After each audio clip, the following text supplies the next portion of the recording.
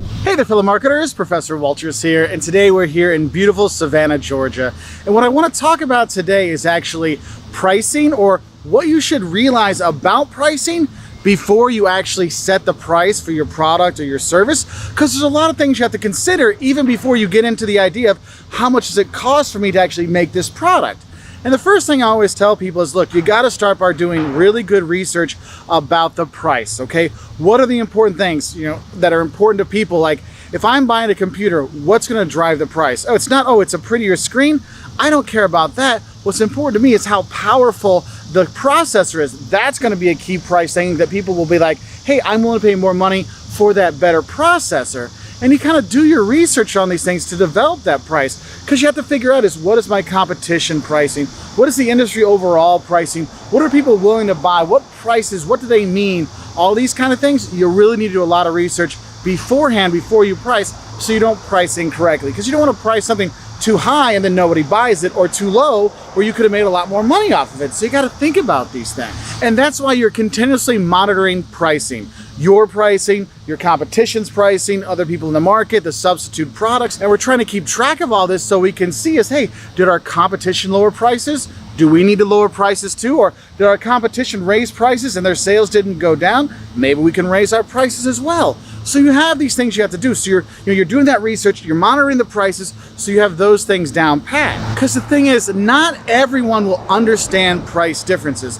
I know when I moved back to the US a few years ago, everybody was going to Chipotle, and I'm like, why are you spending $8 on a burrito at this Chipotle place when there's, El Patio Mexican restaurant right down the street, and it's like $5 for a great burrito and it gets all the extras? I don't understand this. And that's the thing. If the price differences, people don't understand why they should be paying more for something, you as a company need to make sure that you're talking about that value proposition. Why is it that the Chipotle burrito is worth $8 versus $5? Because you may think it's obvious as a company, but your customers, they might not. So you got to make sure you're explaining that to them. So what you have to realize is that customers compare prices on a relative scale. Like if I'm looking at fast food restaurants, I have an idea of what those prices are, right? I have a comparison, like, oh, fast food, I expect to get a burger for like $1 to $3, and their meals are going to be $5 to $8, kind of stuff like that. But if I go to a sit-down restaurant, I realize that kind of scale, I'm going to be looking for a $12 to $16 burger, right? I mean, that's why TGI Fridays and Chili's have one price of burgers, McDonald's, Hardee's, and Culver's have a different price, because it's a relative scale. I mean, think about it. If you're looking for a family sedan, you already have an idea of the price range. Okay, what is that Toyota Camry? What is that Honda Accord? What is that price there? And you have that idea. Versus, yes, I'm going to buy a luxury car. Well, you have a different kind of relative scale for that. Because a lot of times people aren't really looking at an absolute cost, which leads to the next thing you need to know about pricing is people actually don't look for an exact price. They look for a relative price, or they look in price ranges. I mean, think about it. You go to buy a car, they ask you, what are you looking to spend? Oh, $25,000, $30,000. Okay, that gives me a price range. You don't go in and say, I'm looking to buy a car for $26,966. What? No, like it's more of a range you're looking for. Kind of like if you're looking to get an apartment or you're looking for a house, you're kind of like, I'm looking for an apartment that's in, $500 to $600 range per month. I can do that with my new job. You have to think about those things. So people are really looking for prices in a price range, not a specific price. And that's one thing you got to kind of take into consideration. And the thing is, another thing that people don't realize about pricing is that pricing information is vitally important to customers, especially when you have all these prices and all this information online.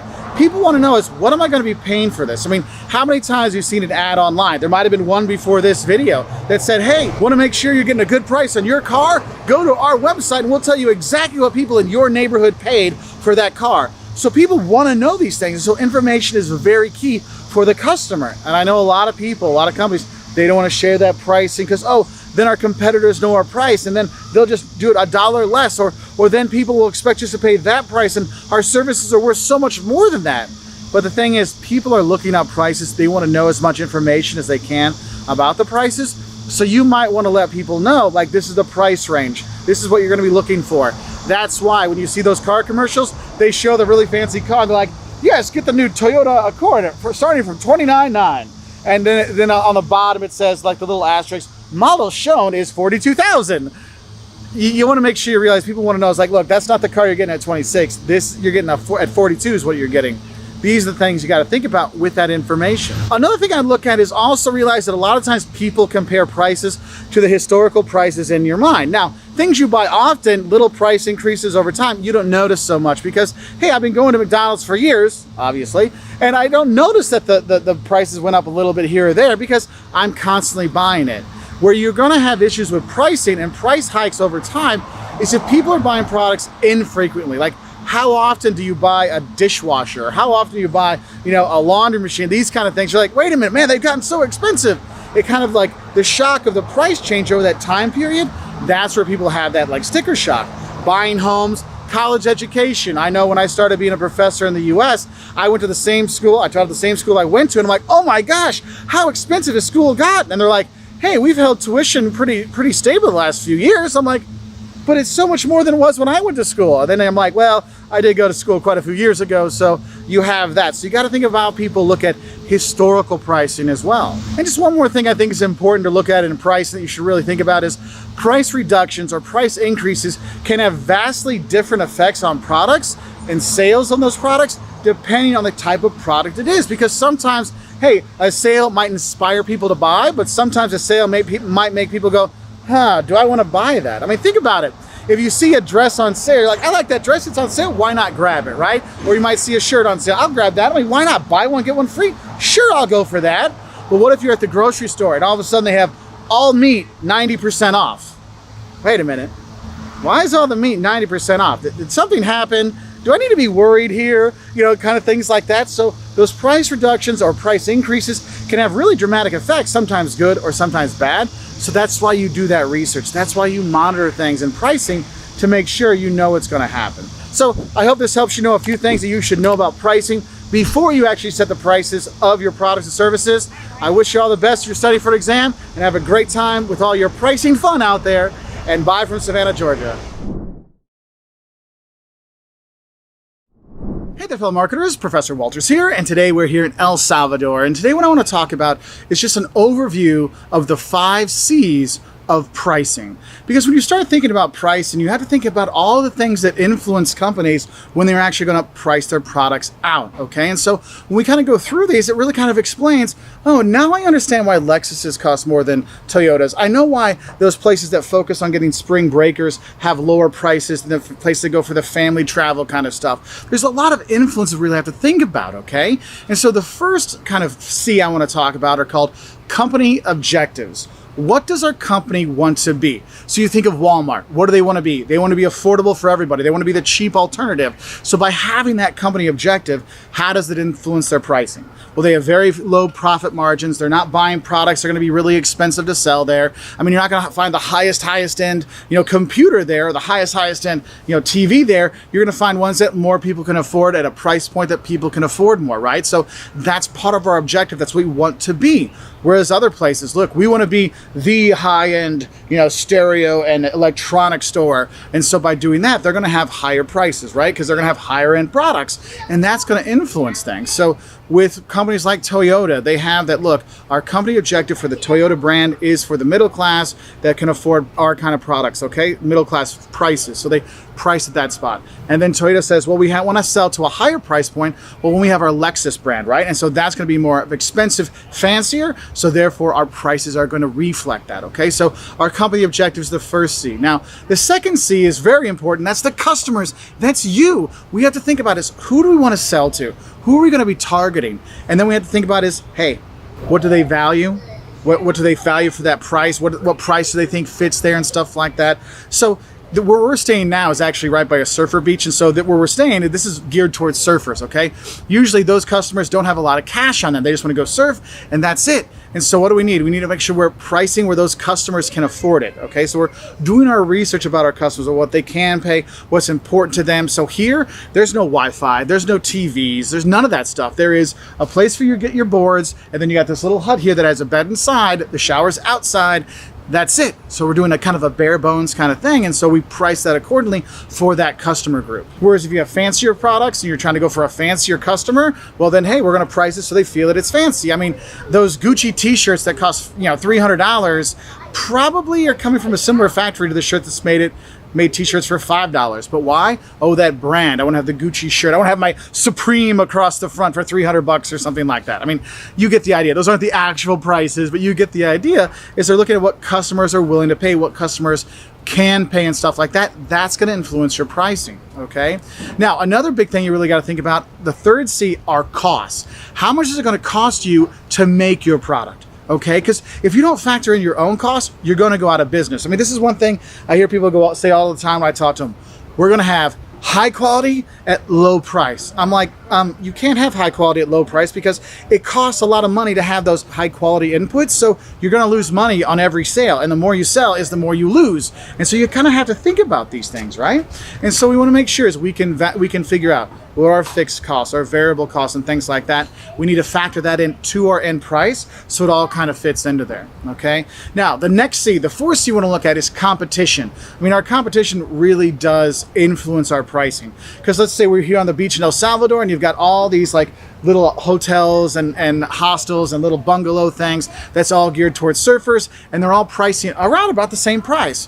Why? Because all my competition for this surfer beach, they're all going for the same customers. They're all going to be having the same price. I can't charge way, way higher because then people will go to my competitor. But I don't want to choose way, way low because why lose the money? Because people already have an idea of what the competition's charging. So that's going to influence us. So you look at it, if you think about it, McDonald's had their dollar menu or has their dollar menu or euro menu, wherever you are. And you'll see that the other fast food places, hey, look, we have to have a competitive pricing menu as well. So the value meal or the value deals kind of stuff, or Euro menu, some other places, they do that because your competition really does influence your pricing, okay?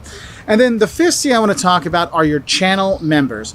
Everybody you work with has to make money, okay? Whether it's the retail store that's selling your product, whether it's the people doing your online sales, whether it's the people delivering your products, everybody needs to get paid. Because if someone's not getting paid, they're not going to be working for you. So you have to factor all this in when you're looking at your pricing. Hey, how do I make sure that I make my money, okay? How do I make sure that the delivery company makes money and the end customer feels like they're getting a good deal? We have to figure in those prices there to make sure everybody's doing okay. And so you have those five C's there to really influence pricing overall. Now, I do have a video for each one of the 5 C's that go more in depth so you have a better understanding of it, which will really help you figure out is, hey, what should we be doing with our pricing? Check out those videos to help you out. All right. So I wish you all the best, and I'll say bye from here in El Salvador. Hey there, fellow marketers, Professor Wolters here, and today we're going to continue our discussion on the 5 C's of pricing. And what we're going to look at today are company objectives and how companies' objectives will influence their pricing models. For example, if you're a company that really focuses on being affordable, you're a Walmart, you're an Aldi, you're a Ford, we want to make products that a lot of people can afford, well, that's going to influence how you price. Whereas if you're like Ferrari and you're like, look, we want to be high-end, we want to be fancy, we want to charge a lot, of course, that's going to influence your pricing as well. So just what our company's really trying to do. And that's why our goal specification for our company is very important and for determining our pricing. So if you think about it, where are some places that you go? What is their overall pricing strategies? I know I talk about Walmart and Aldi, but maybe there's another store you go to that you know that, look, if I go there, whatever it is, it's going to cost more because they're going to be delivering something more to me. Maybe it's better customer service. Maybe it's just the way the store is set up. There's a lot of things that can influence it that really come from what your company's objectives really are. And if we look at some of the objectives they might have, one, you might look at profitability. You know, they might have target profits they look to make. You can have that. You look at sales volume. Maybe they want to look at the number of sales they can have when they're there. You might look at social causes. Hey, look, part of our profits are going to help save the turtles that lay eggs here in Savannah and Tybee Island.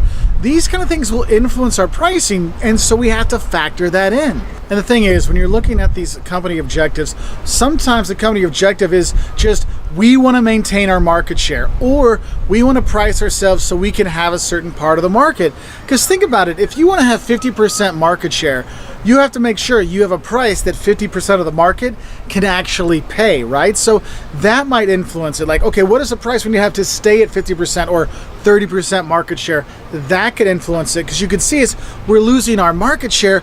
Do we lower our price or to increase our market share because more people can afford it? These are discussions you're going to have about your company objectives and how they're going to influence your pricing. Now, another thing you might look at is some companies, their whole objective is we're just going to meet our competition's pricing. Now, one of the other 5 C's of pricing is competition, but this one's a little bit different to look at competition overall. Here, our whole company's business is we're going to match their price. That's all it is. Like, we're just following them. That can be your company's objective, especially if you're one of those market followers. Hey, we're just going to do what the competition does. That's all we're going to be doing. We might just follow that. Another thing you might look at is customer satisfaction. If our company objective is to make our customer happy, we're going to do whatever that takes. Well, usually that means better service, so it means we're going to have to charge higher prices to pay our people more, to train our people better, and things like that. That's going to influence it. Also, you might look at it in terms of customer satisfaction, maybe in terms of the ease of the purchasing process. No haggle pricing, no negotiations, make it easier for you to buy. All those things can really influence your final price that you're going to give customers because it's part of your company's objectives, okay? And then the same thing you look at is look, sometimes you just want to look like you're the nicest place out there. You want to be the high-end. You want to be the Gucci. You want to be the Louis Vuitton. Well, just by having Gucci and Louis Vuitton on the brand, you know that t-shirt, that bag is going to cost a lot more than if you get it from somewhere else. So it's getting kind of windy here, so I'll cut it off for today. But I just want to kind of give you this, one of the 5 C's of pricing, the company objective, because it really can have a big impact on the pricing for your business. Anyway, I wish you all the best, and I'll say bye.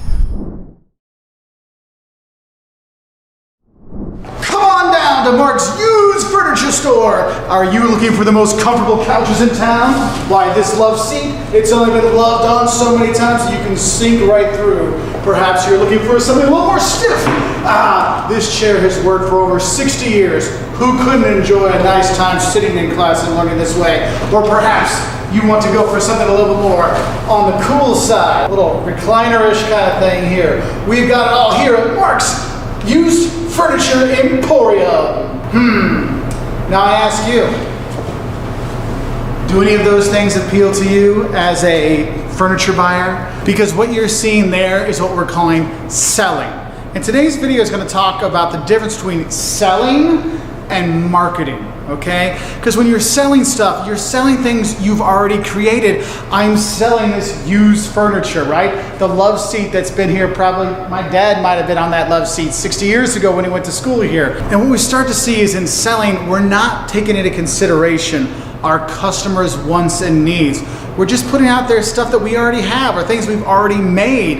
And that's where you gotta be careful, okay? Because marketing itself, marketing is looking at those wants and needs of the consumers and delivering on that. And so we look here and I say, look, this red chair here, does that appeal to any student out there? Well, maybe if it was free, sure, but they'd rather have a recliner or something that has like a charger in the side or maybe a drink holder for their Coke or something like that. They'd want something like that. Those hard chairs like that, you're like, look, I'm not going to grandma's house for dinner. I want to have something a little more comfortable. There's different things people want. And so marketers, how marketing and selling is different. Is selling, you're selling stuff that you've already made. You have a product you've made and you're just putting it out there.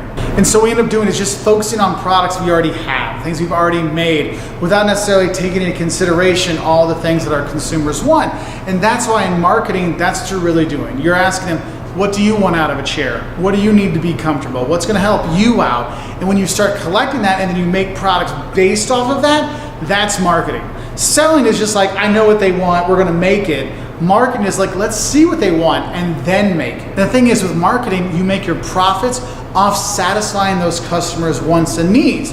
Whereas in selling, we're making our profit off of selling things that already exist, okay? Now, I know it doesn't seem like it's that big of a difference, but in a way it really is. Because if you think about it, the more you know about your customers, the better chance you have of getting them to buy it, right? Because you're offering them exactly what they want. Because if nobody wants a shirt with purple polka dots, you're not going to sell it. But you know what? There's still companies out there that make shirts with purple polka dots, and they go, why isn't it selling? Well, because no one asked for it, okay? And so I hope this helps you understand that difference between selling and marketing. Selling, look, I already have this stuff, I'm trying to get rid of it. Marketing, hey, what do you look for in your furniture so I can make something furniture-like for you that makes you happy, that you want to buy, and you'll spend your money on it and be happy with it. So I hope this helps you understand the kind of differences. And don't worry, I won't act anymore in my videos because that beginning was pretty bad. Bye.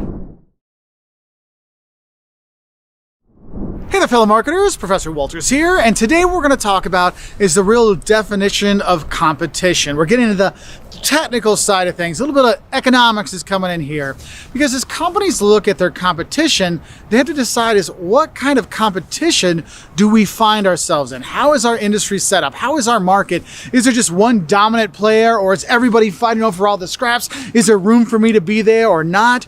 We have to think about those things, because all of this will influence the prices that you do have or the prices you do take in your industry, okay?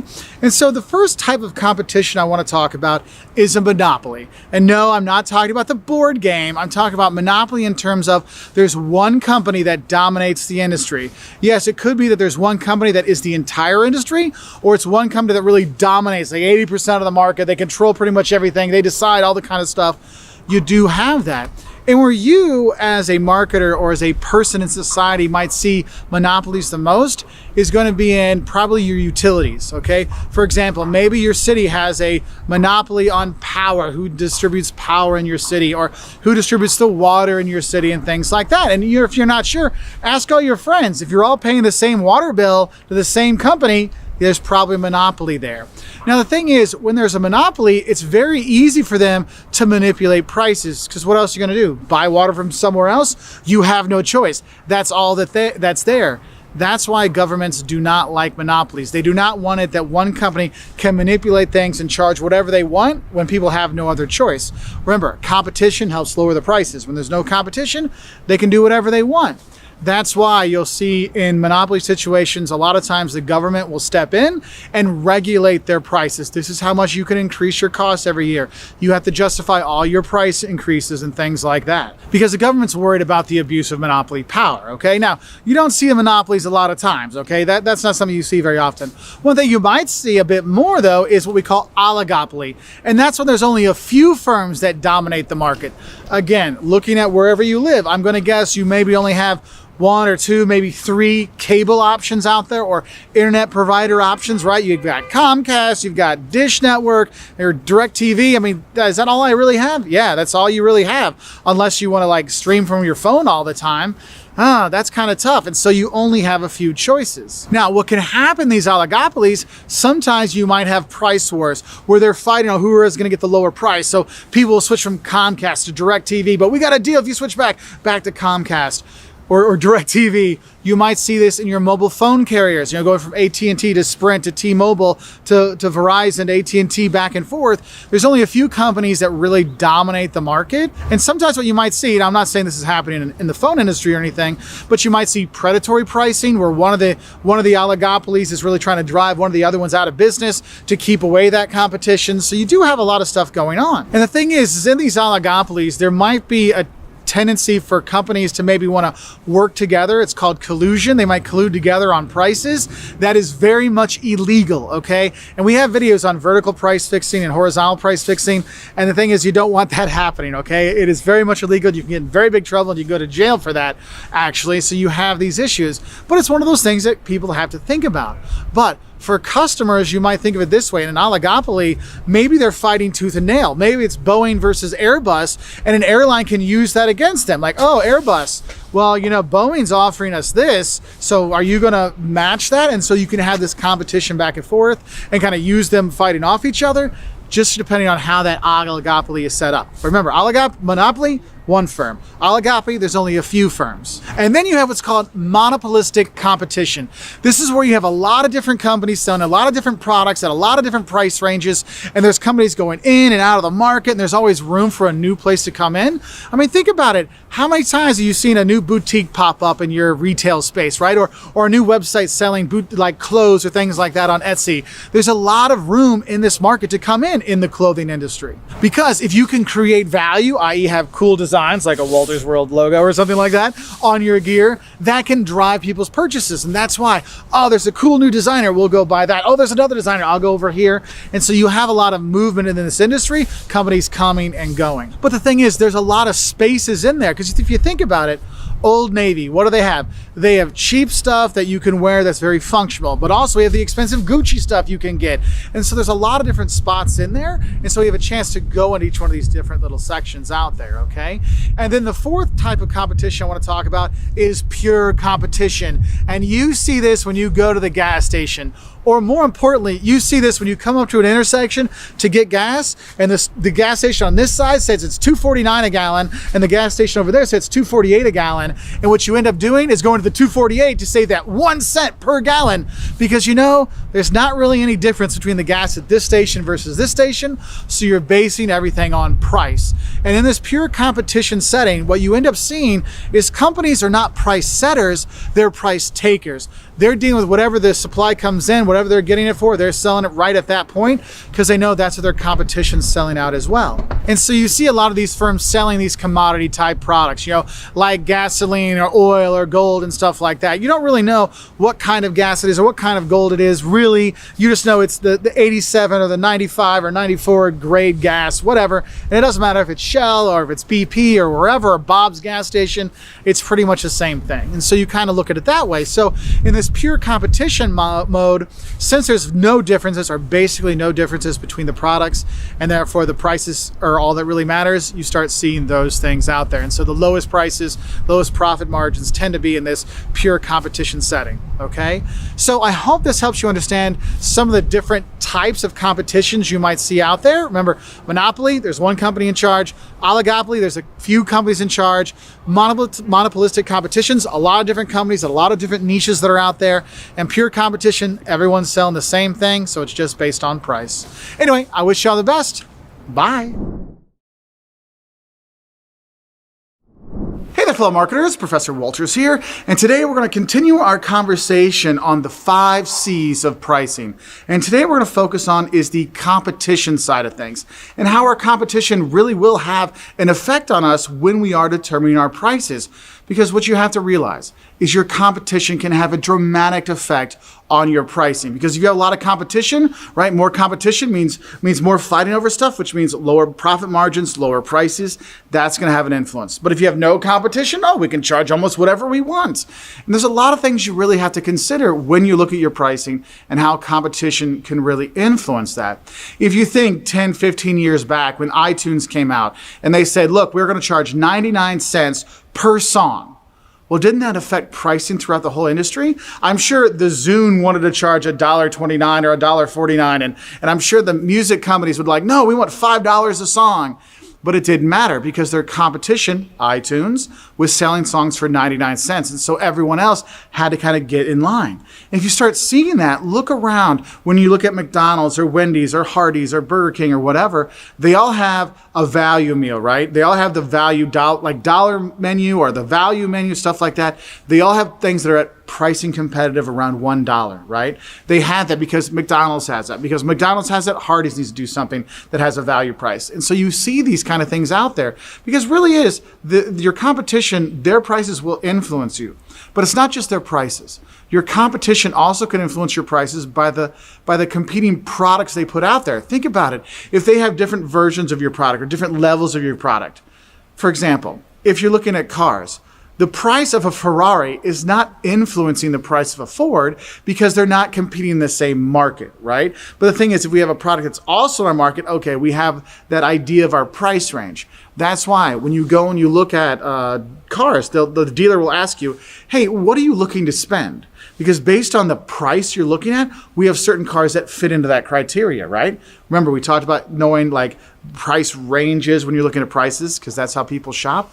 That's what we're talking about, how our competition there's certain products that fit in that price range. Your Honda Accord, your Toyota Camry, they all kind of fit in this like, the family sedan price range. Okay? And the thing is, the more competition we have, when Mitsubishi has one and Ford has one and things like that, that actually beats down the prices, right? So we have that. Because when you look at the differences between the Mercedes and the Fords and the Ferraris and things like that, what you see is your competition is actually offering other alternatives because they could have a high price or a mid price or a low price car. And so you might be competing at different levels. And so that's going to influence your pricing as well. Do we have a car that fits into each of these different price ranges? And the thing is, competition and competitive pricing pricing are a lot stronger when there's very little differences between the products. That's why you really are like, what's the price for the Toyota versus the Honda? Because they're kind of the same car, right? If you look at it in terms of your gas stations, you look and say, well, what's the real difference between the gas? I mean, they both make my car go vroom vroom, right? So when one gas station is $2.49 for a gallon and the other one's $2.48 for a gallon, I'm going to go to the $2.48 because we see that, look, price competition is so big, you can't justify a big price difference if you're selling basically the same thing. Hence why a lot of those value meals and value menus and value products on fast food restaurant menus are kind of the same. They have the cheeseburger, the hamburger, the chicken nugget thing, and the small fry. Yeah, it's all kind of the same thing because it all fits there because there's not a lot of differentiation there, so we can't really charge a price premium on there. So we're going to be much more competitive with our pricing, i.e. we're going to have lower prices, lower margins, stuff like that. And the thing is, as we look at our pricing with our competition, we have to realize, do we need to react to our competitors' pricing? Because you know what? If our competition lowers their prices and our customers don't leave, we don't really have to lower our prices. But if our competition lowers their prices and our customers leave, then yes, we do need to lower our prices. So you could end up with like a price war. And most of the time, no companies really like that because, hey, we're all charging lower, lower, lower. So we're making less and less money and we're all going to kind of match our price kind of declines. And so sometimes you'll see some companies don't really lower their prices because they know, look, if I lower my price, my competitor's going to lower their price and then I'm going to lower it and we're just going to keep going down. And so I'll just keep it where it is. So you might have things like that go on. Because overall, when we look at pricing and our competitors, we really have to look at a few things. We got to consider our competition. What are their reactions going to be for price changes? What are their products they have on offer? What's their product range, right? Their portfolio of products they have. How does that influence things? The costs that they have, right? The costs that our competitors have versus ours, that can influence it because I can't compete if I make my shirts, in the US, I can't compete with low-cost labor in other countries because it costs so much less to make it there. So pricing is going to be very different. And so we have to think about these things when we are making our prices and looking at our competition and how they influence it. And the thing is when our competition cuts their prices or lower their prices, there's a few things you can do. If we see that we are being affected, or maybe we're not being affected, but there's things we need to consider. One thing you might want to look at is maybe we do reduce our price somewhat to kind of match with what they're doing. You can do that. But if you don't want to lower your prices, maybe what you can do is kind of raise your perceived value. Because if people feel like they're getting more out of your product than the competition, they won't necessarily relate the price out there. Because you think about it, when I get the normal cheeseburger, right? I go to Culver's for my burger, it costs more than the McDonald's burger. But the thing is, I don't mind because I feel that Culver's burger, that Culver's Butterburger cheese, is so much better than the McDonald's burger. And so I don't have that price comparison because my perceived value of it is higher. So we're not going to have a price competition there. And the thing is, sometimes companies do things to make them perceived to be better, hence why they spend a lot of money on branding and marketing. Or you can actually just make a better product. Culver's has a better beef. They have the better cuts, the kind of stuff like that. Like, oh, this is so good. This does taste better. When you have that, when it's a higher quality product, then people are not going to price compare as much to products they consider kind of inferior to yours. And sometimes what companies do is actually, if they don't want to compete at the lower price with their normal brand, they might develop a lower cost brand, right? So if you look at what Toyota did, they actually created their Lexus brand because Lexus became the fancy price range. Because it's not always about lowering prices. You might think about it in terms of how do I get into that higher price market? Well, if Toyota is considered a middle class car, are you going to pay $500,000 or $200,000 or $150,000 for a middle-class car? No, that's a high-end car. So they developed a new brand, a new product in order to fit into that market. So sometimes what companies do is they make a cheaper version of their product. Maybe a light version or there's Armani, then there's Armani Express, right? You have the cheaper versions of stuff that we can fit into that market. It's not the same as our traditional brand, but it's us going into a lower price point or a higher price point with that new product or new brand, okay? So I hope this helps you understand some of the things and some of the ways that competition can influence your pricing. If you want to learn more about the 5 C's, we've got plenty of videos. We've got a video that goes over the basics of it, and then we got a video for each of the 5 C's to help you learn better how pricing is developed within a company. So whether it is, like I said, competition, or you're looking at your channel members, those retailers you work at, or you're looking at your costs that you have to think about, or you have to think about your customers, what do they think about pricing? But also we want to look at our company objectives, what we do and what we want to be seen as. All of those things can influence your pricing. So I wish you all the best, and I'll say bye from here, and I've got to go down on stage now and go teach. Bye. Hey there, fellow marketers, Professor Wolters here, and today we're going to continue our discussion on pricing. And this time, in the 5 C's of pricing, we're going to focus on our customers. And the thing is, you have to realize is obviously your customers are going to really influence the prices that you do have out there because their perception of value, what's important to them, how they can pay, all this will influence how you price, where you price, when you price, all kinds of stuff, how you charge them.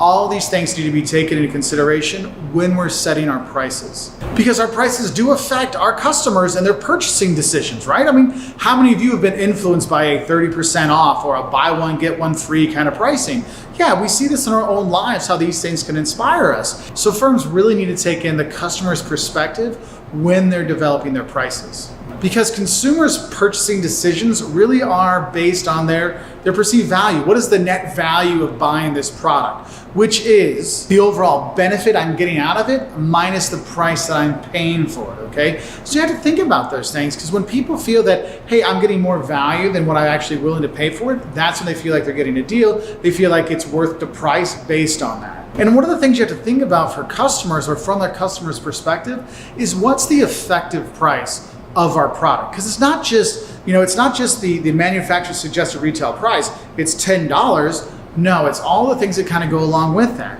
If I'm going to buy it, how much time does it take me to go to the store to get it, right? Or how much does it cost to have all the extra stuff with it? I mean, think about it. When you get a new gaming system, right? You need to buy another HDMI cord, you got to buy another controller, you got to get the right TV for it, you got to get the games. So the effective price of getting a new console isn't just the $299 for that new console, the new PlayStation or whatever. It's all the stuff that goes along with it.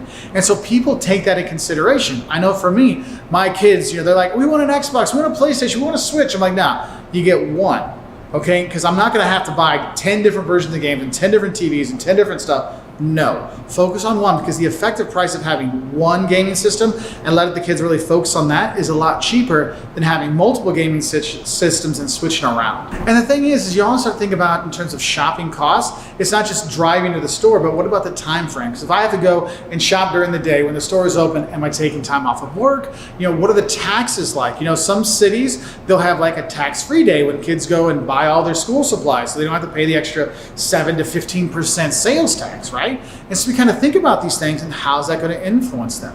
But also we have to look at, in terms of our customers, their ability to pay. One is, do they have the money for it, or do they have the means to pay for it, but also how they pay for it. Because I know, right now I have a problem. See this Pepsi machine behind me that has Coke and Pepsi and Sprite all together? It only takes quarters. And guess what?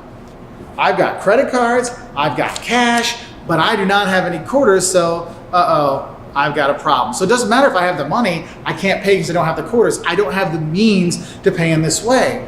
That's why what a lot of companies will look at is like, look, we'll find out all the ways people can pay, whether it's we'll take cash, we'll take credit card. Yes, we'll even take American Express and Discover with the Visa and Chase, and we'll take Apple Pay, and we'll take Android Pay or Samsung Pay or whatever. We'll take all that stuff.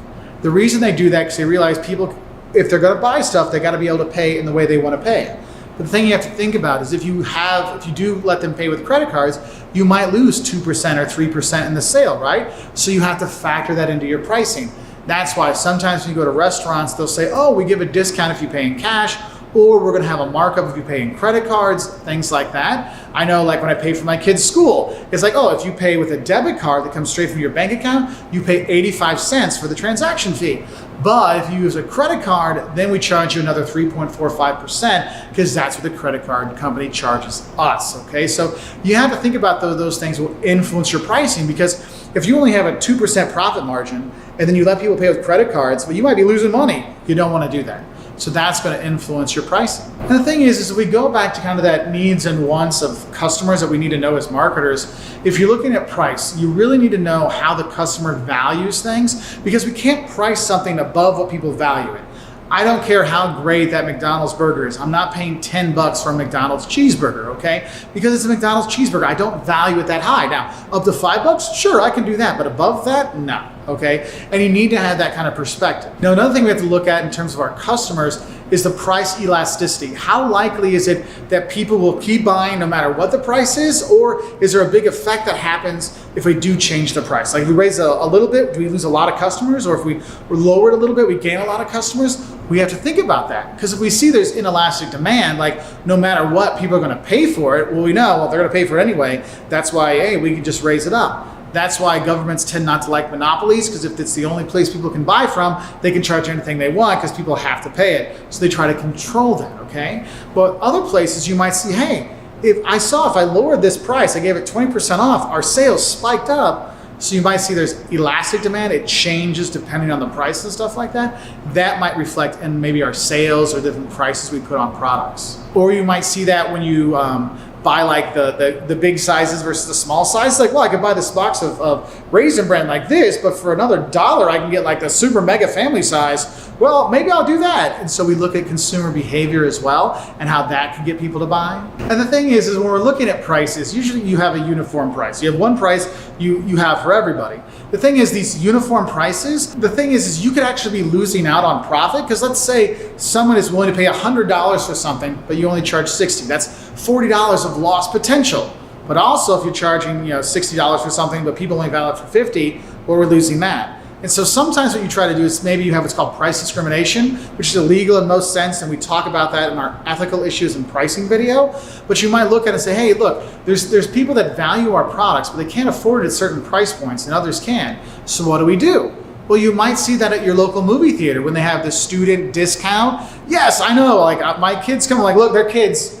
He's 12 and he's 7, or he's 6 and he's 5. I'm like, here's their ages, give me that discount so I can pay less. And so they do have these kind of things. So we see, look, maybe they don't go because, students don't have a lot of cash. You're paying for school, you pay for your books, all that kind of stuff. Like disposable income's not that much. So maybe going from $10 ticket to $6 ticket does get people into the movie theater. So like, hey, at least we're getting something. And so you kind of look at that, okay? Now, of course, we're getting the full price ticket from old farts like me, but at least for some other groups, you can get some discounts. And so then you're at least getting something in. So that's where uniform pricing can be troublesome, is if you have a price that not everyone can go to, but they could still make it. So that's why it's really important that you really look at your costs, which is another one of the C's, which we'll talk about in another video.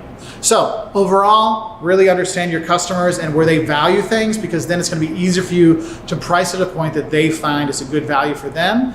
And so that's something they're willing to pay for it. So I hope this helps. And now I'm going to go search for some quarters so I can go get myself a drink because I'm parched. Bye. Hey there, fellow marketers, Professor Wolters here, and today we're going to continue our conversation about pricing, specifically about the 5 C's of pricing. And today we're going to focus on is how costs really do influence your final price that you do have for your customers. Now, I know the ducks don't want to hear about costs. They just want to say, look, we're going to sell high quality stuff at low prices, but you're quackers if you think you can do that, all right? Because if you're going to sell high quality products, you're going to have high input costs, right? Because you're going to sell a high quality computer with really good processors and stuff like that. It's going to increase your costs. And I've talked to a number of entrepreneurs that are like, oh, but we're going to make it up on volume. Well, here's the thing. If you're losing money on every single thing you sell, the more you sell, the more money you lose. So it's vital that you understand the cost structure of making and selling your product, okay? So you need to make sure you're covering those costs. And there's a lot of different costs you want to think about, but I think the 2 main costs you think about in an economic sense when you're making a product is, one, you have your fixed costs, right? How much does it cost for me to have my factory, keep those lights on, things like that, right? You have those kind of basic, no matter what happens, no matter what I make, I have certain costs that cost me things, right? And then you have your variable costs. That is the materials it takes to make each one of your products. So variable costs change over time depending on how much you make. So you have to kind of think about these things and develop our pricing so we know that we're covering all of the costs that are out there. Because usually what we're trying to do is we're trying to increase our sales so we can decrease our average costs. Because, hey, the more we sell, the more I can spread those fixed costs over more and more products, right? So you have that. But the thing is, when you're looking at how cost influences your prices, it's not just your normal fixed costs and variable costs. There's other kind of cost things you have to look at. And one thing is you have to look at your overall cost versus your profit picture. And that may influence your pricing. So you may notice when you buy your Kindle, right, from Amazon, oh, it's $39.99. This is great. Well, yeah, Amazon maybe isn't thinking about making their profit off of selling that Kindle. They're thinking, wait, if you buy the Kindle, you're going to buy more books, and they make money off every book you buy. You'll buy more apps, and they make money off all the apps you buy and stuff like that. So they're thinking, look, our cost for our Kindle is X, but the thing is we can make a lot of money on the other stuff we sell, so we're going to make our money that way. So the profit's going to be in a different way. So that might influence the pricing. Hence why the Kindle might be $39.99 and another tablet might be $500. Because think about it. If Nokia made a tablet, there's no Nokia store. You're not downloading from the Nokia shop. You're downloading from the Android shop or the iOS, Apple store and stuff like that. And so they're thinking, hey, I have to make all my money in one go. So all my costs have to be covered in one sale of the tablet. Whereas Amazon knows, or Barnes & Noble with their Nook, or Apple with their iPad, they know that, look, I can have the price to sell my tablet, and then over time I can make some more money from them, so there's more profit out there. So maybe we look at things a little bit differently. Now, another thing to consider with pricing and cost is sometimes you have what we call intertemporal conditions. Sometimes, well, let me give you an example. Sometimes you might get a letter in the mail from Chase Bank. Like I get these, and they're like, we'll give you $400 to open an account. And you might think, wow, that's cost a lot of money to get somebody to put money in your bank. Well, here's the thing. They're looking at it this way.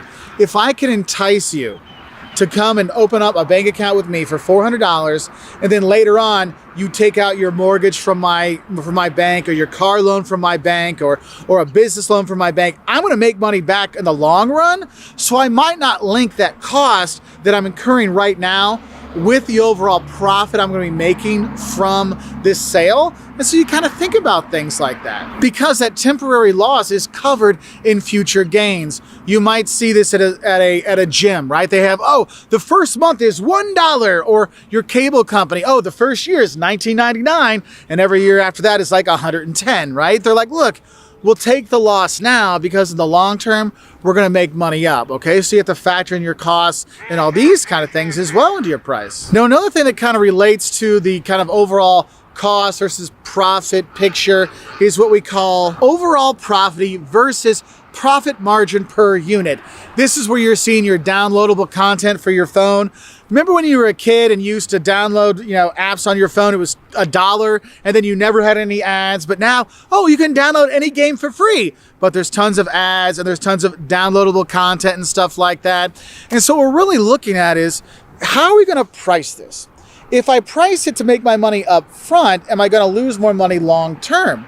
And so what we look at is our overall profitability might be better if we give the app away and then get people to buy those gems for Minecraft or something like that, or buy the extra birds for Angry Birds, or buy the skins for Fortnite and things like that. And we make way more money than if we charge them $60 to buy the game on the PlayStation, right? So hey, we can make up more money that way. So we're kind of considering a per unit kind of thing versus an overall profitability kind of thing. Because one thing you might see is what we call a freemium model. This is if you have Adobe Reader, that reads those PDFs, you download it for free.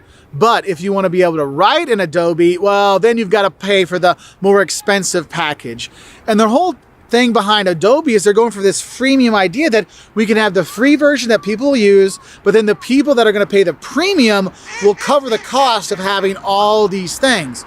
So that's going to influence how you're going to price your premium for Adobe Illustrator or Adobe Writer and things like that versus the free Adobe Reader. Because really what you're looking at with your costs is you just got to make sure you're covering them and thinking about all the costs that are out there. But the thing is your costs you have are not always necessarily that initial cost. Sometimes there's the cost to make the product, but also you have to think about selling it, then the after service care, all these things in there, they're all going to influence us when we're developing our pricing. So I hope this helps you understand a bit better how cost can influence your final price, because again, you can't make it up on volume if you're losing money on every single product, okay? So I hope this helps you know your costs and know how it influences pricing, and don't go quackers over this one. Yeah, that was really bad. Anyway, I'll talk to you later. Bye. Hey there, fellow marketers, Professor Wolters here, and today we're going to talk about are the differences between cost-based pricing and value-based pricing. Now, a lot of people have a kind of an idea when you say value, they think, oh, it's a low price, it's a low cost.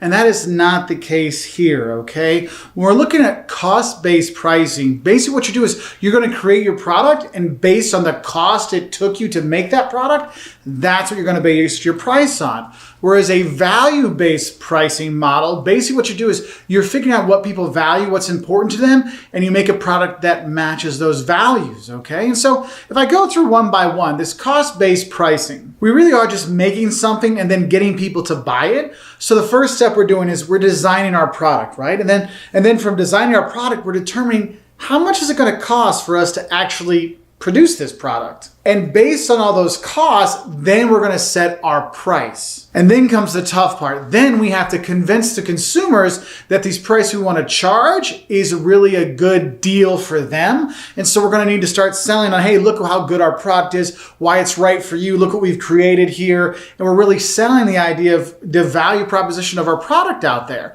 But the thing is, we're not looking at our customers. We're making that product and then just basing our price off the cost we have, okay?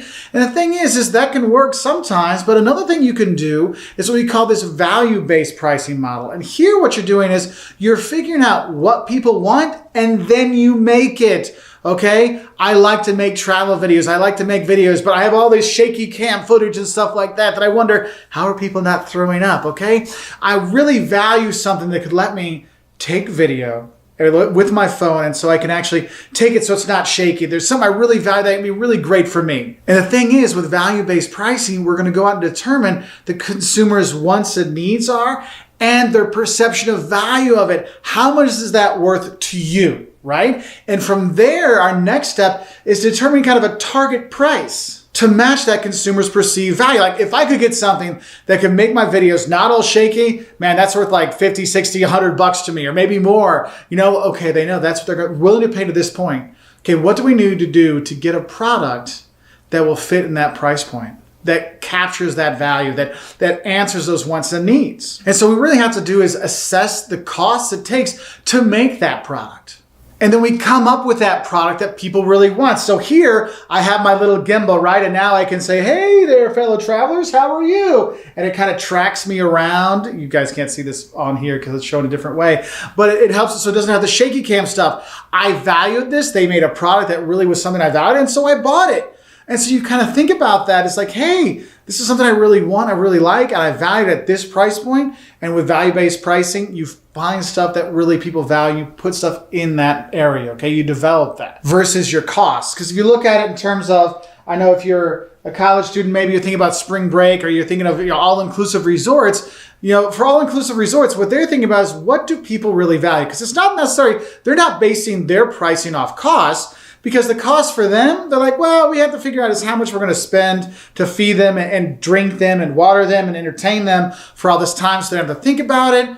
But the thing is, it's the value people have in all-inclusive resorts that I don't have to take my wallet with me. I don't have to have an ID with me. I don't have to need money with me. I don't have to give my kids any money for them to do stuff. It's the I value not having to do anything. And that's why all-inclusive resorts can be $200, $300, $400 per day per person. I'm like, look, I like to eat, obviously, and I like to drink, obviously, but I ain't eating and drinking $250 worth of stuff.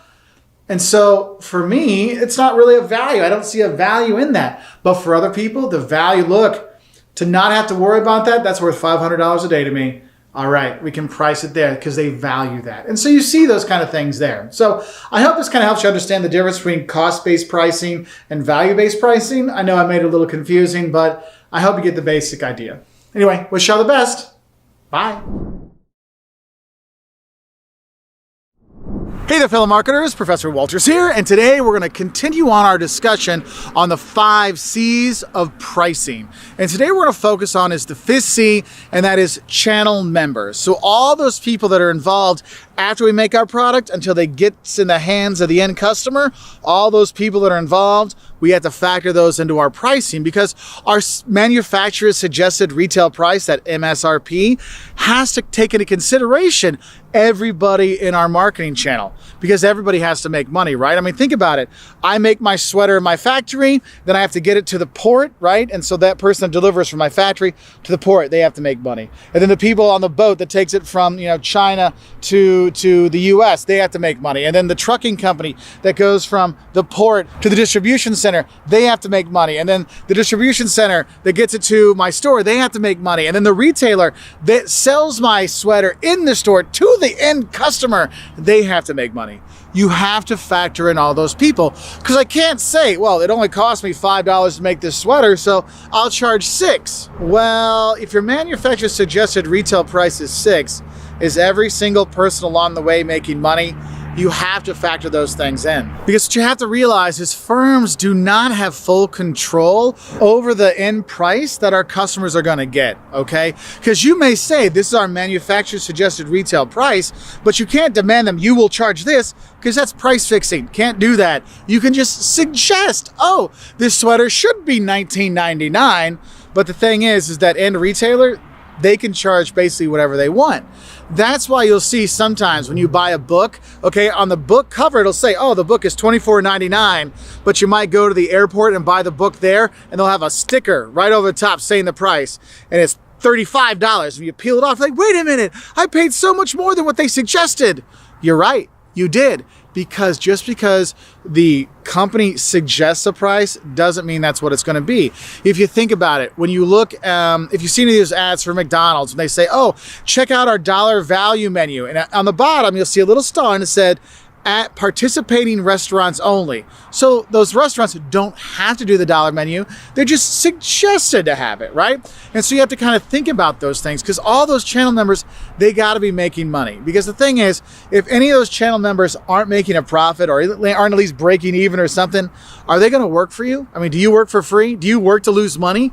Of course not. So we have to factor in, how much do we need to make sure that our logistics company is making money, and then the distribution center is making money, and then the retailer is making money? Is everybody making a profit on this to cover everything? Then factor all that together to come up with your manufacturer's suggested retail price. Because the thing is when you're factoring in this manufacturer's suggested retail price, most of the time you're the company that's actually paying the delivery firm. So you have to factor in what's going to cost me to get all this to my retailer. How do I factor that into the manufacturer's suggested retail price? All this stuff has to be taken in. That's why you have so much kind of really thought into how much do we really price something. That's why the actual cost of making this sweater isn't the actual price of maybe getting it into a customer's hand. So you have to factor all that in. And the thing is when we are doing all these things, we do need to also put into consideration all the coordination that has to go into making the sweater, getting it ready to ship, get it shipped on the boat, then the boat to the trucks to the warehouse. All that coordination, all that stuff goes in there as well. We have to factor that into our pricing too. And that's why you see a lot of times supply chain management will do a lot of pricing, and they'll see is, where are we losing money? Where is money being spent that we shouldn't be spending? And they're starting to see is, wait, it's costing a lot of money in relative terms to our price at this point in our supply chain.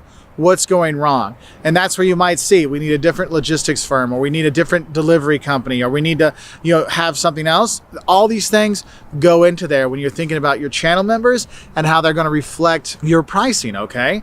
And also you can kind of look at your channel members. This is maybe one you might see at the grocery store. You ever notice if you go to Aldi or Walmart, you have the same milk and the same products that you have at fancier grocery stores, but the prices are less?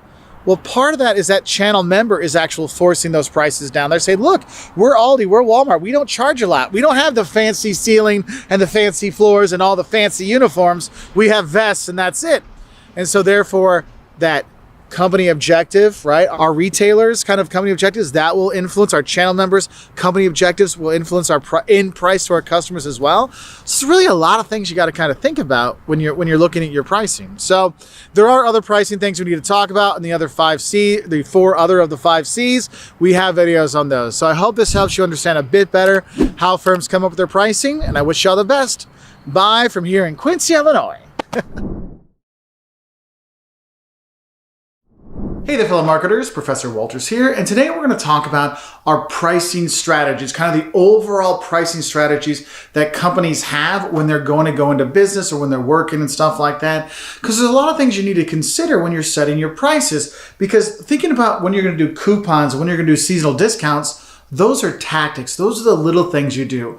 Well, we're going to talk about our big overall ideas, big overall strategies on pricing that companies will have, okay? And the first one I want to talk about is everyday low pricing. This is what Walmart and Aldi do. Notice Walmart and Aldi don't really have any sales, do they? They don't switch it up. It's just everyday low prices. And they do that because then customers know no matter what happens, on average, no matter when I go to that store, I'm probably going to get the lowest prices possible, okay? And that can drive customers to those stores because you know what? I don't want to go to one store and another store getting all those deals. I want to go to one spot and just go there and know I'm going to get the lowest prices possible. And it can be very effective. And you'll see that with Walmart and Aldi. Now, the next strategy I want to talk about is what's called high-low pricing. Obviously, in the name makes sense. You have high prices, and then you'll have low prices, right? And so what you do is you set kind of customers' perception of what is good by having those high prices, and then you have sales at different times of the years or promotions where you lower the price in order to drive sales that way. Because have you ever bought something, you're like, oh, it was originally $400 and now I'm getting it for $150? That's a great deal. And you have stores that do things like that. There's this old clothing store called Joseph A. Banks in the US, and what they did is their usual shirts are $99. But if it's a holiday weekend, you can get 3 of those shirts for $99. And what's good with this kind of high-low pricing, you can get both markets, okay? You can get the people that need to get a shirt today. I can't wait till the next holiday. I got a fancy tea I have to go tonight, and this isn't gonna work. I need a dress shirt. So I'll go there and I'll pay the $99 to get that new shirt. Now, the thing is, though, other people are like, you know what? I have time. I'll wait until the Labor Day holiday or President's Day holiday or whatever holiday's there when they have those discounts where I can get 3 shirts for the price of 1. And so you're getting both of those type of customers with that high and low pricing.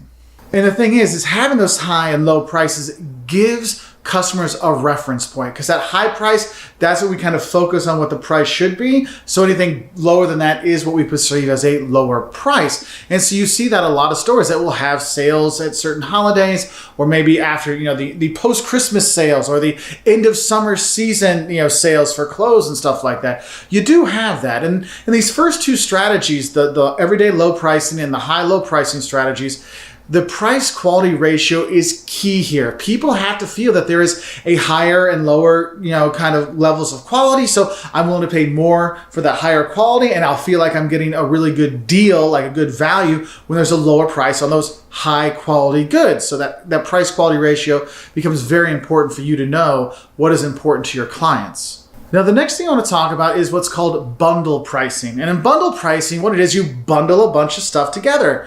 For example, have you ever bought an Xbox bundle, right? It comes with an Xbox, a controller, and the latest video game that you really want, the newest Halo or something like that, right? So it bundles it all together. And what's nice is for the customer, when you have bundle pricing, hey, I get all the products together with one price instead of, $299 for the Xbox, and then another $59 for the controller, then another $70 for the game.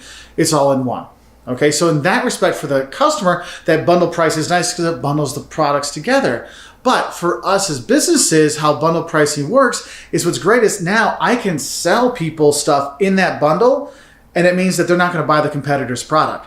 Think about it. When you buy your Microsoft Office, right? It comes with Word, PowerPoint, Excel, and then like 2 or 3 other things that you have no idea what they are. There's one that's like a database and one's like a PDF maker. I don't even know what it is. But the thing is, I don't have to buy another PDF maker because it's already in that bundle. Because sometimes customers will buy the bundle because they feel like, well, I'm not using that one part of the product yet, but maybe I will, which is good for the customer, that feeling they have. But for us as a company, it means that, hey, they're not going to buy our competitor's product. And if you think about it, it kind of inspires our customers to maybe buy products that they don't necessarily need. I know for me, like I said, when I bought Office, I only use Excel, Word, and PowerPoint. All those other things, they're worthless to me. But the thing is, I do have them, okay? And sometimes with that bundle pricing, people feel like they're getting a deal. Oh, instead of paying $100 for Word, $100 for Excel, $100 for PowerPoint, and $100 for Firefox or whatever the other thing is, now I'm paying $300. It's like I'm getting one of them for free. And so you have that perception that people feel like they're getting a deal. So bundling it all together can give you some good advantages. Now, the next one I have has to do with what we call captive product pricing. The best way to explain this is, have you ever wondered why it's so expensive to buy anything at the airport? You know, that $1.50 Coke that you get at the vending machine at work is now $4.99? Or maybe you want to get, I don't know, a Snickers bar that's 99 cents, but it's $2.99 at the thing. And the McDonald's dollar menu? There's no dollar menu at the airport. Everything is really jacked up in prices. Why is that? You're a captive audience. Where else are you going to go? You're going to go back through security and wait in line another 2 hours to come through again? Of course not. They know they have you captive. You're a captive audience there. And so therefore companies will price accordingly. That's why at a lot of sports games and sports matches, you have such inflated prices for all their products because you don't have any other choice. I mean, think about it. Would anybody in their right mind spend $10 for one can of Old Style? Now, a case of Old Style for $10? Heck yeah, I'll do that. But for one can, $10? I mean, that's what you pay at a Cubs game, right? You're like, oh, you're right. I would never pay that in the real world. But when I'm a captive audience, I will pay that. Now, another pricing strategy we have to think about is, what do we do with all of our leftovers? I mean, think about it. When you make a car, you have leftover steel or leftover aluminum and stuff like that, leftover tires, whatever. What do we do with their leftovers or the byproducts? And so what you have next, what we call byproduct pricing. And basically what we're doing here is we're selling our leftovers. So who do we sell our scrap metal to? Who do we sell our extra tires to? Hey, what does McDonald's do with that extra oil? Like sometimes you have to dispose of it, but some companies will actually buy that used up oil. I had friends of mine that would go around to the fast food chains and ask for their leftover oil because he would use that leftover French fry oil to get his car to go. I'm like, dude, well, how did you do that? He was an engineering whiz, so that's how he figured it out. But you have to figure these things out. Do I price that? Do we just give it away? Or is there somebody willing to pay for that? Because think about it. Sometimes there are people willing to pay for that scrap metal or those leftovers. You got to think about it as, hey, what am I going to get for that? Now, the last pricing strategy I want to talk about is what's called dynamic pricing. You know, if it's dynamic, it's always moving, right? And so what prices are always moving? Hotel prices, right? Airplane ticket prices, right? Your Uber, your Uber with the surge pricing, those are dynamic prices. And so dynamic prices are prices that are always changing. And it could be that they change based on demand or how close it is to a date. That's why you usually want to buy your plane tickets, 3, 4, 5 months in advance because the prices are lower. Because as you get closer to the date of the flights you want to go, the prices really go high, right? So you have that. Same thing with Uber. I mean, I was in New Mexico a couple weeks ago and it was amazing. I took the Uber from the airport to Santa Fe and it costed like $60 because there was nobody going. I left on a Saturday morning. It was $100 to come back because surge pricing, because demand had drove up that price. You'll see that in plane tickets, you'll see that in hotels, you'll see that in Uber. So it gives you kind of idea of all those dynamic pricing, how that always is kind of changing, okay? So my question to you is, what are some of the pricing strategies that you've seen companies do? Put it in the comment section below so we can have some discussions about different pricing strategies we've seen.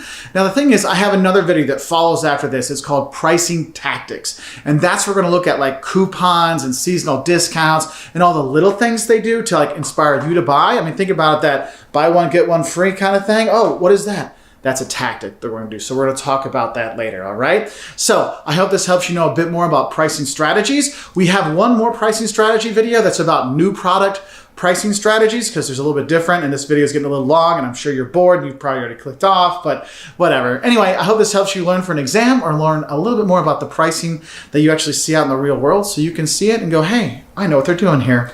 Anyway, I wish you all the best and bye from Bloomington, Illinois. I'm at the Vrooman Mansion. That's actually a traveling bed. This thing here, they actually used to take it apart and travel around the country with it and they'd rebuild their bed everywhere they went.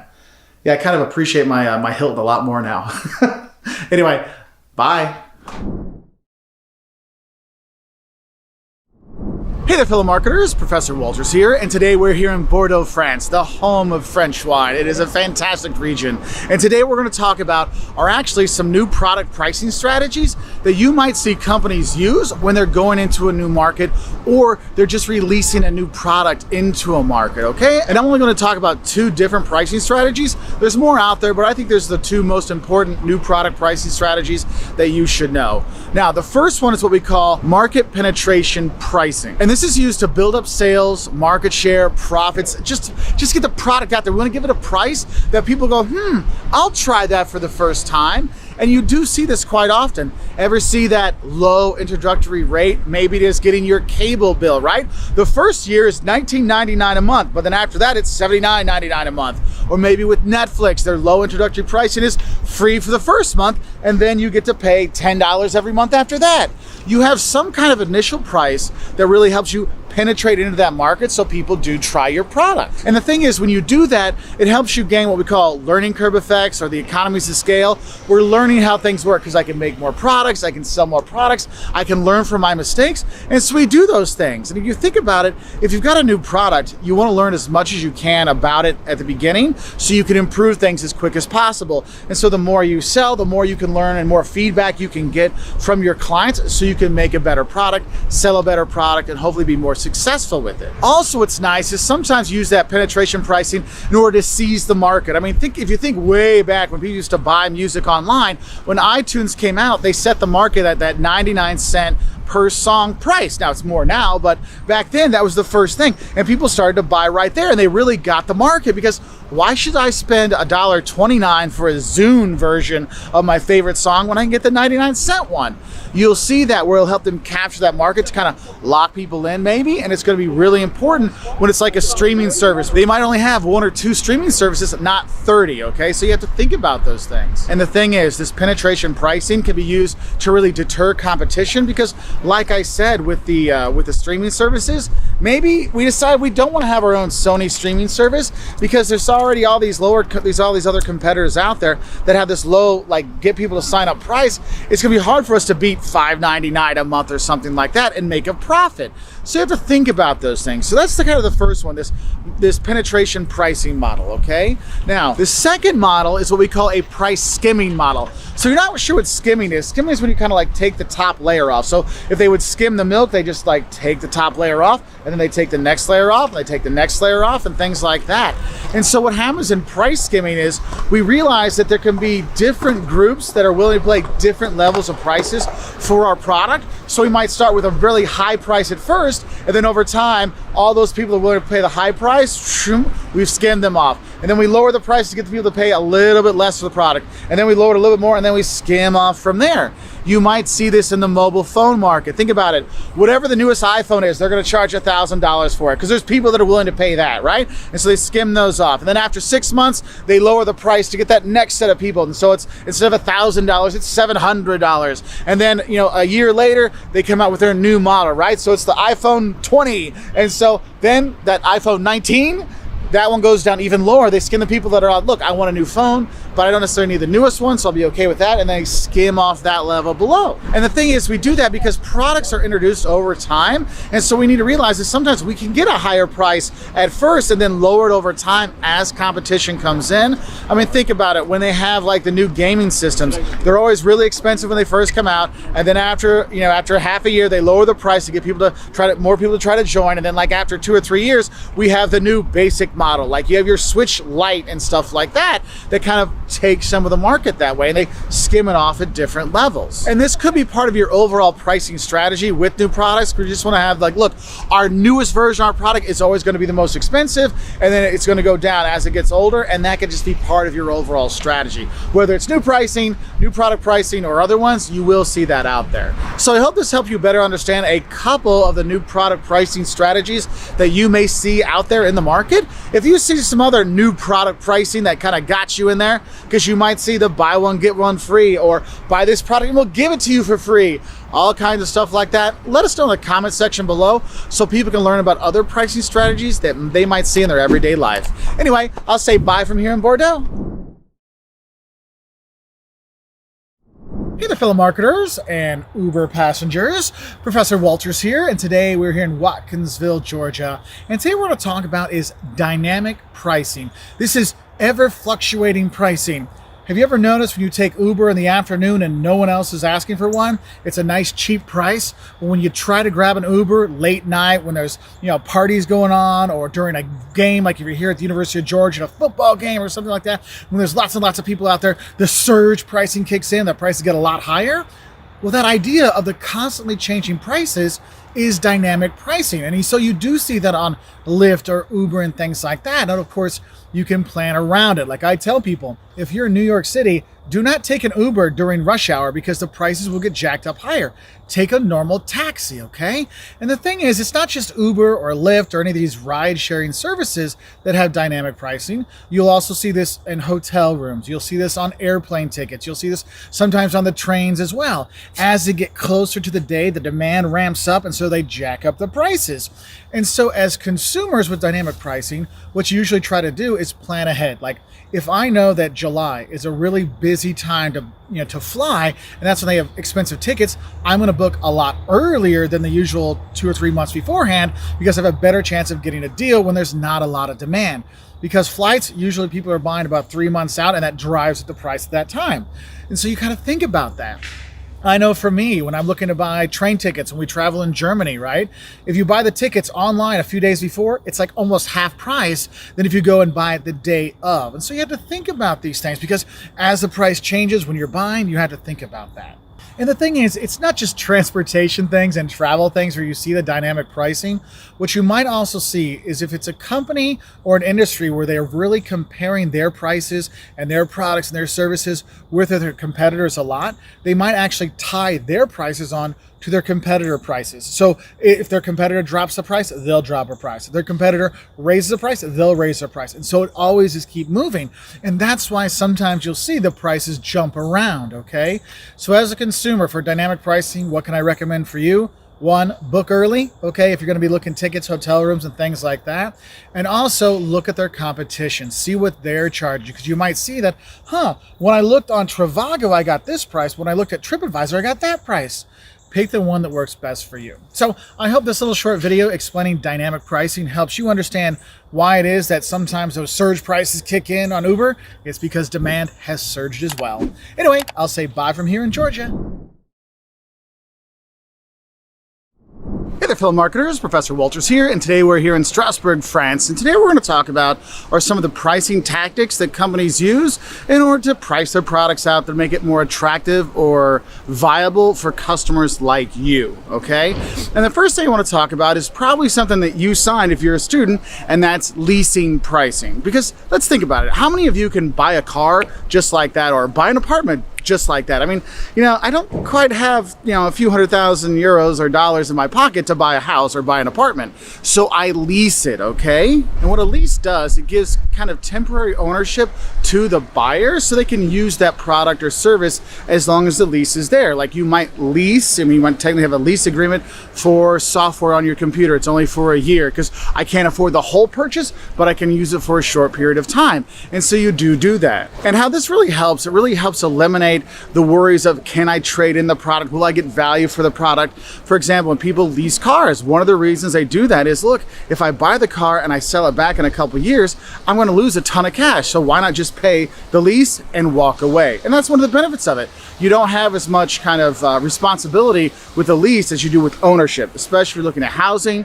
And housing, you're not paying the property tax when you're leasing, you're just paying your rent, and that's it. Now, the next tactic you might see is what's called leader pricing. And what this is you price certain products at a really, really attractive rate in order to lead people into your store. For example, you might see some stores that will have, advertisements out there that we have the lowest prices of milk in town. We have the lowest prices of bread in town, the lowest medicine prices in town. They do that to lead you into the store. And what they do is they figure out what those core consumer products are that really drive people to the store, and they charge the lowest they can for those to really give that kind of affordable feel to them. And then what they do is they mark up the prices on other products in the store so they make their money up that way. And if you think about it, if you look at how some companies will actually set up their stores, like a Walgreens or CVS or a pharmacy, what they do is they put the actual pharmacist in the back of the store, because then you have to walk through and then you see all that stuff while you walk around, right? Because, hey, I had to get my medicine and it's led me into the store,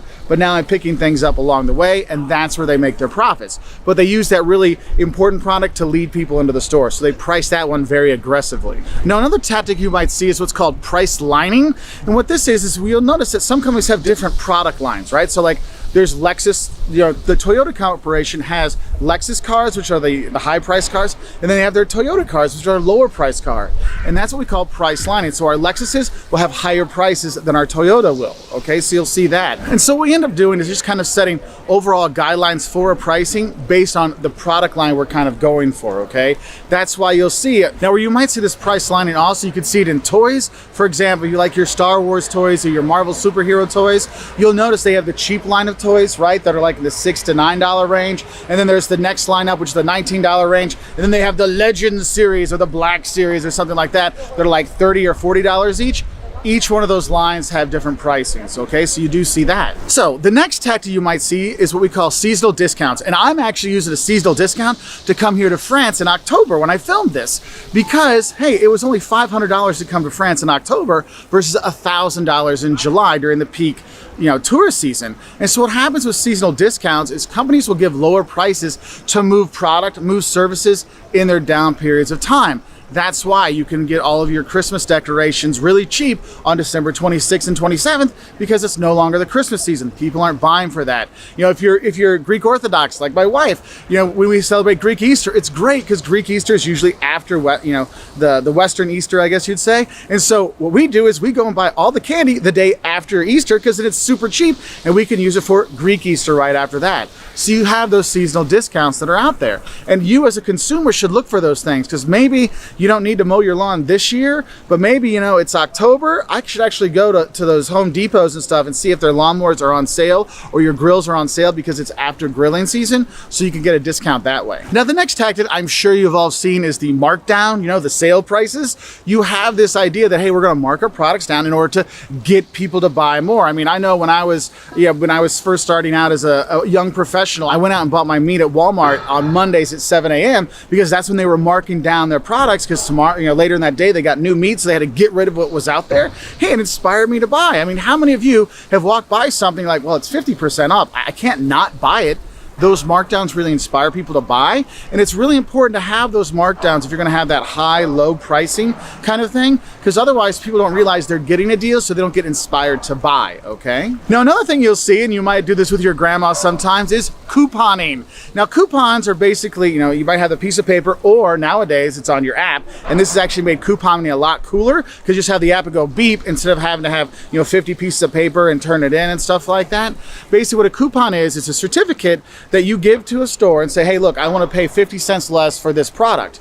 The thing is, you pay 50% less as a consumer right then and there, which is great for you as a consumer. But the stores hate coupons. Why? Because they have to collect them. And when they collect them, then they have to put them all together, then send them to General Mills to get a check to get paid back. So it could be, 90 days before they get their money back, or they could have got it straight from you right away. And so a lot of times, retail stores aren't really super huge fans of coupons. And I know couponing sometimes has a negative connotation, but honestly, with all the advent of all these apps and stuff like that, couponing is becoming cool again. So hey, now your grandma have something to talk about and kind of chill out and compare how much you save with your coupons this month. Now, remember how I just said that coupons are annoying for retailers? So what will actually happen, there's actually things that you can do, a pricing tactic that a company can do in order to give the idea of the coupon and give that feeling to the consumer that the retailer doesn't have to deal with. And that's called a rebate. And if you're looking at a rebate, what it is, it's also another coupon, but it is, hey, if you buy our product,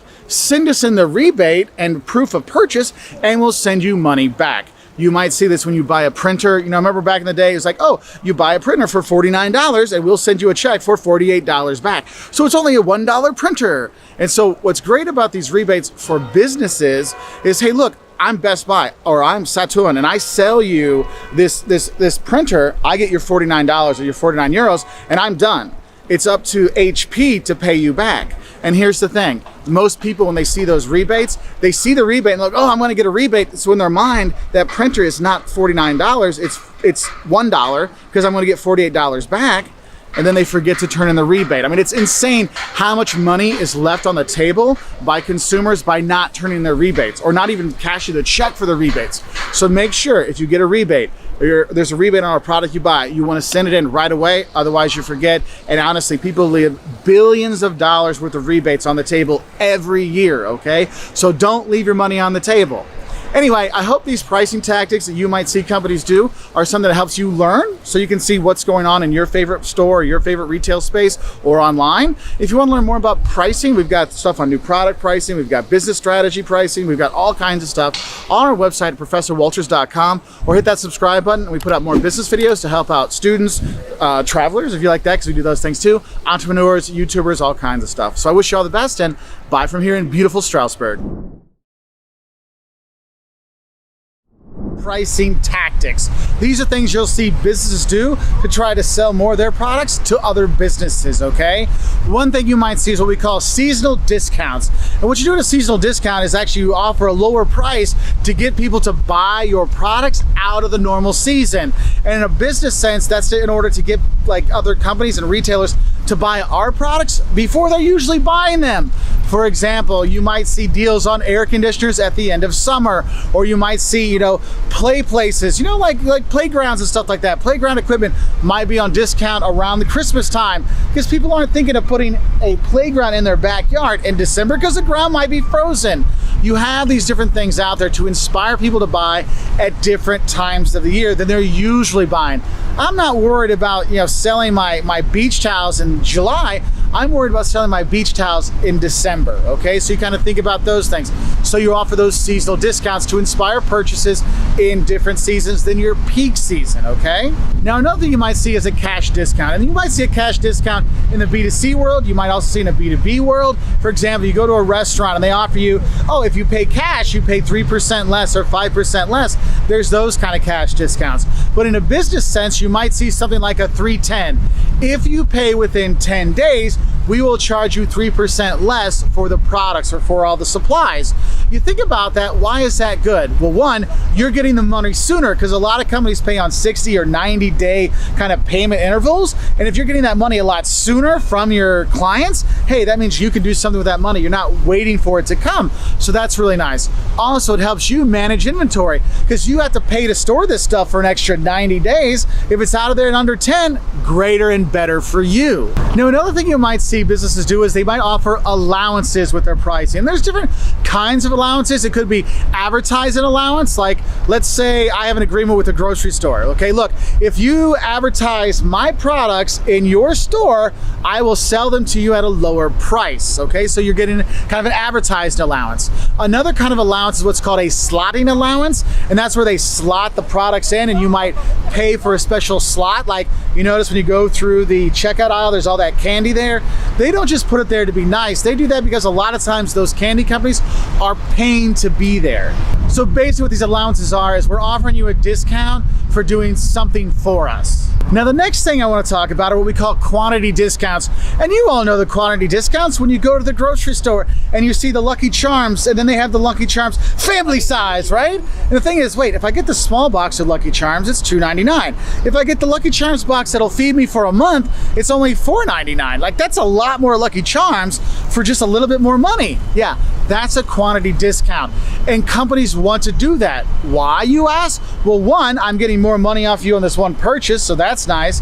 But also, I'm locking you in. I mean, think about it. When you were a kid, would your parents let you go buy another sugared cereal if there was still a box in the cabinet? Of course not. You had to finish that stuff first, right?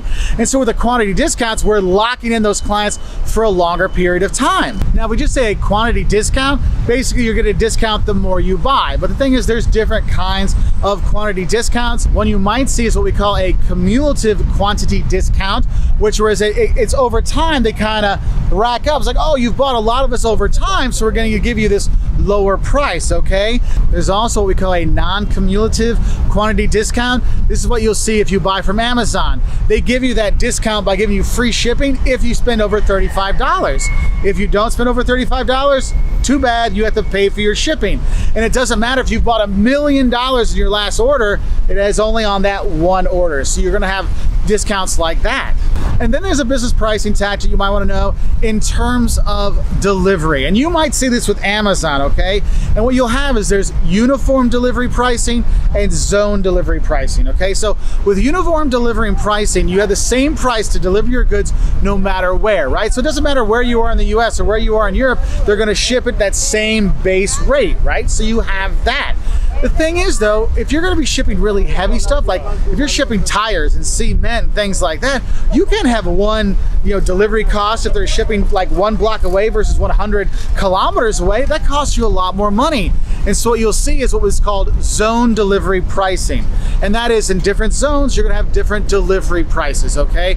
So it could be, if I'm delivering here in Bordeaux, it is 10 euros per shipment. If I'm delivering in the rest of France, it is $20 a shipment. If I'm doing the rest of Europe, it's $30 for shipments. If it's leaving the European Union, it's $100 for shipping. You'll have it by those different zones, okay? So these are just a few kind of pricing tactics you might see businesses use. There's plenty more out there, but I just wanted to give you some of the basic ones. I hope this helps you know a little bit more about business pricing tactics. If you want to learn more, hit that subscribe button, and we put out new business videos every week. Anyway, I'll say bye from here in Bordeaux, or au revoir de Bordeaux. Au revoir. Hey there, fellow marketers, Professor Wolters here, and today we're going to continue our discussion on pricing. And today what we're going to talk about is actually how there's actually macro influences out there that affect price. I mean, think about it. There's things outside your control that control what you do every day. Well, there's things outside the company's control that will influence their pricing. So we're going to kind of talk about a few of the kind of more significant macro influences that are out there that really do influence our pricing strategy. And the thing is, one of the biggest one is one thing you'll hear a lot. It's the economy, stupid. Yes, the economy will dictate pricing quite a bit. Because the thing is, if we're in a downturn, right, and the economy's bad and people aren't sure if they're going to have a job tomorrow and all this kind of stuff, they're getting worried, and that's going to influence pricing. Because the thing is, people are not going to overpay for things. They're not going to want to, pay top dollar. They're not going to buy the high-end kind of stuff. So what you start seeing are people are starting to buy more deals. They're looking for where they feel like they're getting more value. They feel like there's going to get a better price. So you have more pressure to have low-priced products and low prices in general. That's why when you see bad economic times, you don't see Mercedes really advertise in a lot of their S-Class cars. It's more their A-Class cheaper cars they're starting to look at. Because what we're looking at in these tough economic times, people are buying less, okay? So we're maybe not selling our high profit margin goods, or maybe we're looking to sell more of those low profit margin items. So we're trying to inspire more purchases. So you have one of those, buy 10, get the 11th one free, or come in every 5th time is half price and things like that. You're going to have more of those offers to entice people in. Now, when economic times are good, well, things are a little bit different. People usually aren't negotiating as much. They're willing to pay more. I mean, think about it. Think about when you were a kid and your dad or your mom's favorite team just won the World Series or just won the championship or whatever, and you'd go up and say, "Dad, can we get that Nintendo?" He's like, "Yeah, sure. The Bears won. We can do it. The Cubs won. You can get whatever you want." You have that kind of thing. So in good economic times, when people are in a good mood and stuff like that, money flows more easily, and therefore we can have usually higher prices. But then again, like I said, on the other side, you have to really think about it in terms of tough economic times. That can put a downward pressure on your prices, okay? So that will influence a lot of different things. Now, another thing that's really been a massive impact on pricing, obviously, is the internet. I know my college students, when they get their lists of books they need to buy, what they'll do is they'll go to the bookstore at the university and they'll look there, they'll say, okay, that's the book I need. They'll look at the price there, and then what do? They pull out their phone, they look on Amazon, they look on eBay, they look other places to see, hey, can I get that cheaper someplace else? Well, here's the thing. The bookstore knows that people are going out and searching for those other prices. They need to have competitive prices. So if you go to stores like Best Buy, they might have like, oh, we have a price match guarantee. So if you find this price online, we'll match it in the store. Or you can ask when you go to Best Buy, they'll have their phones and stuff like that and say, wait, I thought I saw this cheaper on Amazon, or I saw it cheaper here on this other site. They'll go and look it up right away and say, hey, we can match that. Because the thing is, the internet and all that information information that's now available makes it much easier for our customers to really compare prices. And so you don't have as much price gouging because people can find out, oh, if I go across the river, things might be cheaper. I mean, I'm here, right behind me, you have the Villa Catherine, okay? It's the only Moorish castle on the Mississippi River. But right behind it, there's the Mississippi River, and on the other side is the state of Missouri, which has significantly lower gas taxes, okay? So, for example, my mother-in-law, she lives here. She will drive across the river because she knows she can save 20 or 30 cents a gallon by buying gas over there because she knows the prices. If you don't know what the prices are, well, you just buy what's there.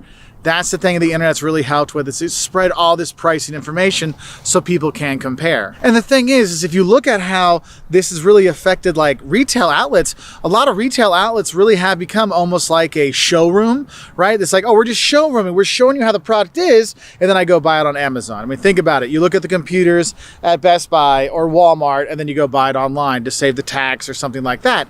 So you kind of see those things and how they can really influence pricing. That's why you'll have companies that have online only pricing or in-store only pricing, things like that, to inspire different kinds of purchasing habits. And the thing is, with all this online pricing, another macro factor is how our competition comes in. And I know we talked about competition in another video, but really if we had to put our prices online, our competition can follow our prices and see, hey, what is our competition charging? Do we charge less? Do we charge more?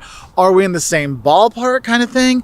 That's what you end up having. So that really influences your pricing because, you know, once I announce my price, oh, it's $1 for every video. Well, then my competitor can come in for 99 cents. And think about it. There's some people that 1 cent does make a difference. Kind of like when you go into the gas station and you come to the intersection. There's two gas stations. One is $2.49 a gallon. The other one's $2.48 a gallon. You turn and take the $2.48. Even though you're only going to save maybe 12 cents in your whole purchase, you're still like, hey, I saved 12 cents. You have that. So it goes back to that information.